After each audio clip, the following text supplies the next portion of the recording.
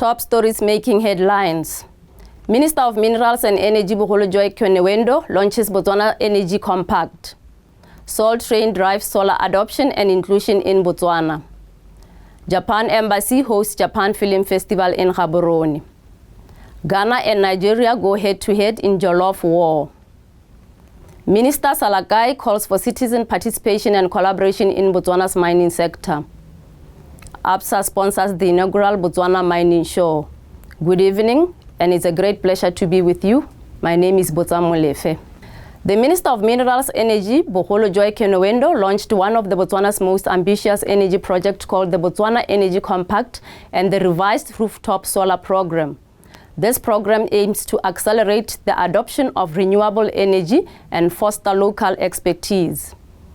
The initiative is also expected to create an enabling environment in the energy sector, beside the promotion of sustainable development and reducing reliance on traditional fossil fuels.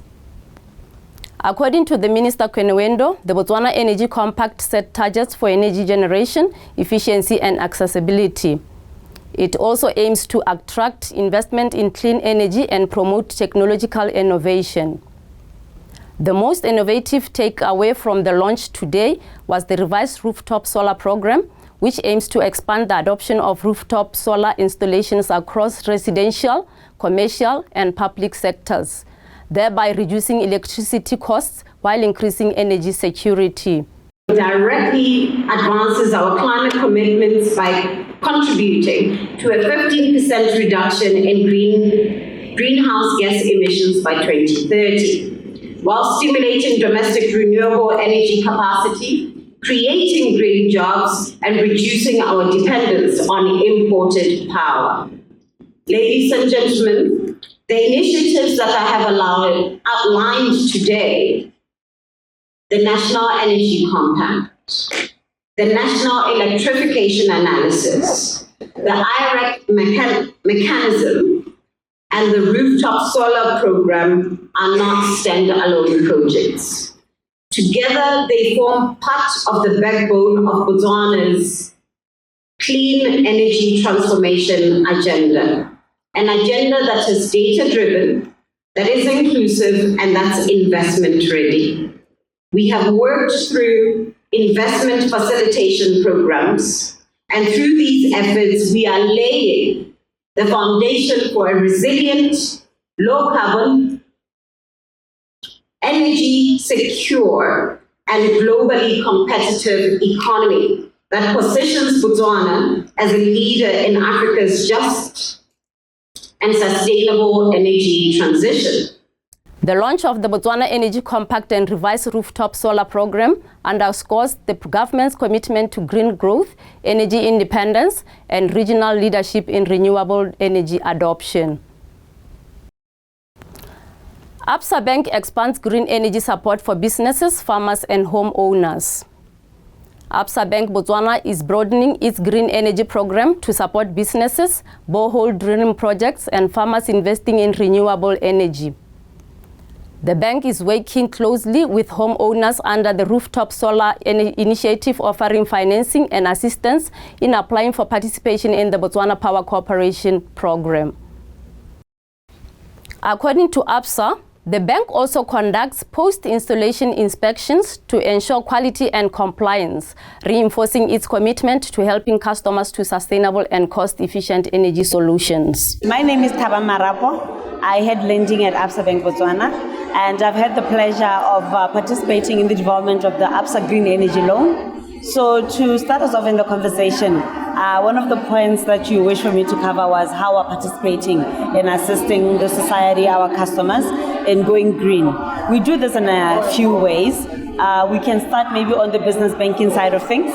We have a very robust agribusiness sector where we have finance solutions ranging from borehole reticulations, drilling, as well as farmers that do collaborate in the green space as well. They may do the conventional farming, but once they have a borehole, that invariably helps them to participate in the green agenda. So on the individual side, as indicated, we have recently developed the Absa Green Energy Loan, and that solution, it is particularly targeted to assisting customers get exclusive financing for the Rooftop program that was rolled out this morning in the compact launch. Salt Train, Southern African Renewable Heating and Cooling Training and Demonstration Initiative, a leading renewable energy advocacy group in Botswana, is promoting the adoption of solar PV and solar thermal systems through its network of 40 registered installation companies. Part of Salt Train project funded by Austrian Development Agency, the group champions sustainable energy solutions, emphasize diversity and inclusion for women and youth. Salt Train has expressed excitement about the Botswana Energy Compact launch and the Rooftop solar program, marking key steps in advancing a greener, more inclusive energy future for the country. My name's Karen Gibson. I'm from the Solar Industry Association of Botswana. I'm the current chairperson. The association has been established since 2005, and it's been a voluntary working group that advocates for the uptake of renewable energy, particularly solar thermal, and solar PV in Botswana. We currently have 40 registered local installation companies, both in solar thermal and in PV combined. The work that we've been doing is really highlighted here in advocating for that space. We've been advocating for this type of launch in the M300 compact and rooftop solar, as well as maybe renewable energy certificates and being able to offset our carbon footprint, and the uptake of both PV and solar thermal in the country for many, many years. We are also one of the project partners on the Salt Train project, which is a project funded by the Austrian Development Agency, and we sit as one of the regional core team on the inclusion of women or gender and diversity work package. And as an association as a whole, we would also like to ensure diversity and ensure the inclusion of women, children, marginalized communities in the work that we're doing both on the technical space and also in the installations. The Embassy of Japan in Botswana hosted the Japan Film Festival at Masanyu Capital Cinema with the intention to foster cultural interactions and to educate Botswana about the Japanese culture. The first secretary to the Embassy of Japan in Botswana, Mr. Kashima Kohei, highlighted that everyone with passion can learn the language and watch their films. He stated that their films have English subtitles to help everyone understand and get engaged. Gaborone was filled with rich aroma of tomatoes, spices and cultural pride this weekend as the much-anticipated Ghana and Nigeria Jollof War took center stage at Alliance Francaise. Food lovers, culture fanatics and culinary judges gathered to witness the first battle of taste between the two Western African giants, each defending the honor of their legendary jollof rice. The chefs brought their A-game, stirring up hot sauces, carefully layering in rice and sharing the stories behind their cooking. I'm Vivian from Ghana, and she is Patience. We are representing the Ghana side, and we are catering specialized in jollof rice. The brand of our name is Afropot. Thank you. Jollof rice is a staple West African dish made with a tomato sauce base with any kind of rice that you like. And the origin for jollof rice is from Senegal. My name is Mrs. Omolade from Mama J's Kitchen, Gaborone, Botswana. Since we are having this competition between Nigeria and Ghana Jollof Rice War, can you tell us and explain what jollof rice is? Actually, jollof rice is a mixture of, we have white rice. So when we call it jollof rice, is when we mix with pepper, tomatoes, onions. That's when it becomes jollof rice. That's when it becomes jollof rice? Yes. And other spices as well. Is it the staple food or the original food, traditional food? Yeah, it's one of the staple food in Nigeria. But according to the information I heard, I said it originated from, is it Senegal or Cameroon? maybe we adopted it from them. But it has been one of the staple food that if you go to any party in Nigeria, without jollof rice, there's no party. Yes. The steam rising and spices sizzling, it wasn't just about food, it was about the national pride.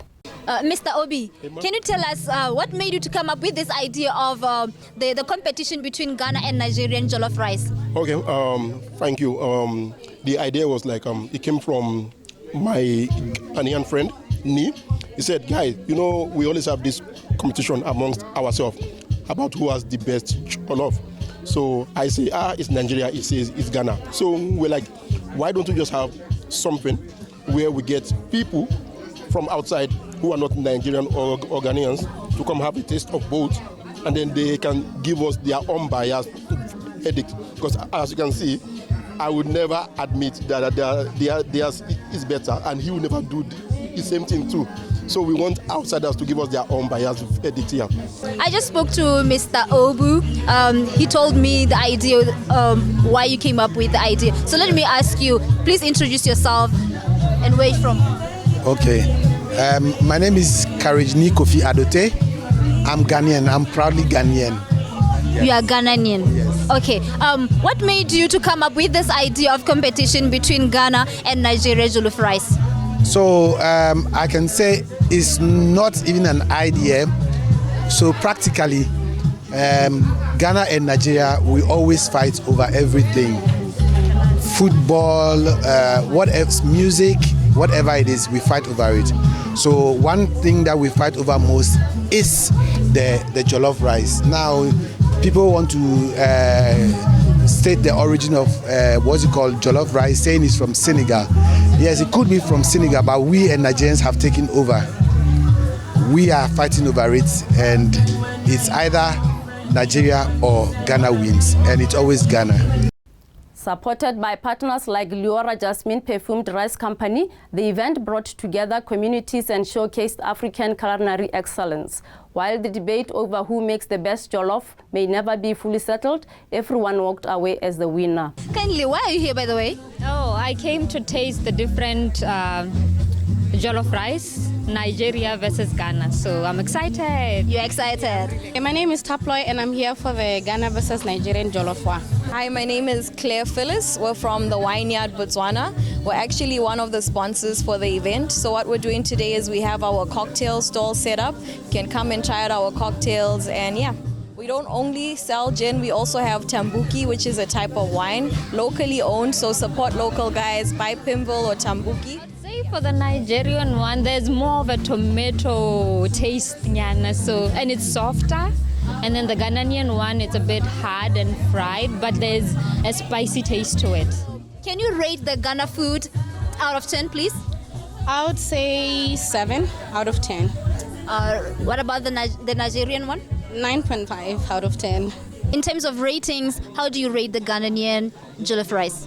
The Ghanaian rice, I'll give it an 8 out of 10. What about the Nigerian? Nigerian, I'll give it a 7 out of 10. All right, thank you. Yes. So I'm more of a spice person, so I'll go Ghana. The Botswana Mining Show 2025 officially opened today, 21 October at the Tsupo Hall Fairground, Gaborone, under the theme, A New Era in Mining. Delivering the keynote address, Minister of Transport and Infrastructure, Noah Salakai, urged citizens to actively participate in mining value chain, emphasizing infrastructure development, reduced transport costs and collaboration. He highlighted that Botswana is moving beyond the diamond era towards a diversified and inclusive mineral economy where wealth benefits all. Salakai reaffirmed job creation as a cornerstone priority and warned of strong non-compliance, calling on stakeholders to lead with conviction and collaborate with courage. We recognize that no mining industry can flourish without modern, efficient logistics and other transport requirements. Mining depends on roads, railways, power and communication. That is why the government has prioritized major infrastructure projects such as the Trans-Kalahari Railway, the Mosetseka-Zungula Livingston Corridor, and Mamabula Lephalale railway line. These initiatives will connect our mining heartlands to regional and global markets, reduce transport costs, and create millions and thousands of jobs. Ladies and gentlemen, mining must be a force for unity and shared prosperity, a sector that creates jobs, empowers communities, and supports citizen businesses. It must uplift, not divide. Absa Bank Botswana is the platinum sponsor of the inaugural Botswana Mining Show, which opened on the 21st and runs through 23rd October 2025. The bank announced the 950,000 Pula sponsorships for the event, which is organized in partnership with the Progressive Institute and the Botswana Chamber of Mines.